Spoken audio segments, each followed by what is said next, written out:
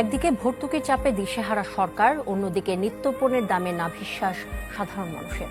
রপ্তানিতে খানিকটা ইতিবাচক প্রবণতা থাকলেও তা খেয়ে নিচ্ছে আমদানির চড়া ব্যয়। রেমিটেন্সের ধারাও নিম্নমুখী। সব মিলিয়ে অর্থনীতির বহুমাত্রিক চাপে সরকার, যা থেকে শিগগিরই উত্তরণের আভাস নেই।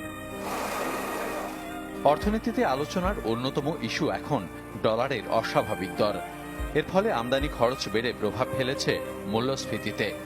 অর্থবছরের প্রথম 10 মাসের হিসাবে রপ্তানি রেমিটেন্স মিলিয়ে মাসিক গড় আয় যেখানে ছিল 606 কোটি ডলার, সেখানে আমদানিতে গড় ব্যয় ছিল 683 কোটি ডলার। ফলে প্রতি মাসের 77 কোটি ডলারের নিট ঘাটতি চাপে ফেলেছে বৈদেশিক মুদ্রা রিজার্ভকে। বিষয়টা বড়ই হাস্যকর। আর মারা যদি দেশ গাদ্দাই গেছে, এখন প্রবাসীকে কথা মনে হইছে। জাব্বুরা বেশি বেশি করে পাত্তি পাঠাও বাংলাদেশে, তাইলে দেশ দুইবা যাইব। এখন আমগো কথা মনে হইছে নি হিমিয়া?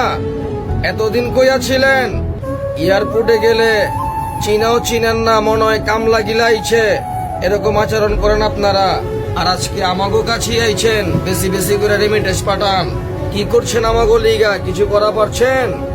আমরা যদি কোনো দাবি জানাই, সেই দাবিগুলা পূরণ করছেন? করেন নাই কিন্তু। আমরা যদি কই যে আমাকে ব্যক্তিগত একটা এয়ারপোর্ট দিতেইব, দিবেন? ওইখানে কোনো ঘুষখোর মাগির পোলা চাকরি করতে পারবো না, মানবেন? ওইখানে শুধু হুজুররা কাজ করব, শুধু আলেমরা চাকরি করব প্রবাসী এয়ারপোর্টে, মানবেন? রেমিটেন্স পাঠান, রেমিটেন্স পাঠান। নিজের বেলা 7 আনা, পরের বেলা 1 আনাও না। প্রবাসীরা বাংলাদেশে বেশি বেশি করে লমেন্টেন্স পাঠাবে। লমেন্টেন্স, রেমিটেন্স নয়, লমেন্টেন্স পাবা দেবে। আরে বাবু রে, রেমিটেন্স কি তার আবার বেঁচে যখন আসে আর কি? আরে মাগুর হুতাই রেমিটেন্স, খালি রেমিটেন্স বেশি বেশি করে পাঠাও তো বাংলাদেশের অর্থনীতি একটু উপরের দিকে আসবে। হ্যাঁ, তোমরা বইয়া বইয়া প্রবাসীরা রেমিটেন্স খাইবা আর আমরা বেশি বেশি করে রেমিটেন্স পাঠাইতাম। হ্যাঁ, এটা তোমরা বালা বুঝতে পারো। জানো বাংলাদেশের প্রবাসীরা যখন ভালো সামান, স্বর্ণ অলঙ্কার, মোবাইল টোবাইল লিয়ে যায়, এটা ব্যাগ কেটে রাখিয়া দেয়, তখন এটা কইলেও প্রবাসীরা গাছ ধাক্কা দেওয়া হয়, প্রবাসীরা মান সম্মান ক্ষুণ্ণ করা হয় এয়ারপোর্টে। তখন হেঁটে দেখো না বাকি পুটাই তোমরা।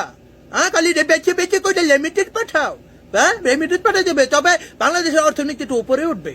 আমি বেঁচে থাকলে কোনোদিন রেমিটেন্স ব্যাংকের মাধ্যমে টাকা পাঠাবো না, বইলাই দিলাম। এটা হুতের ঘরের হুতাই।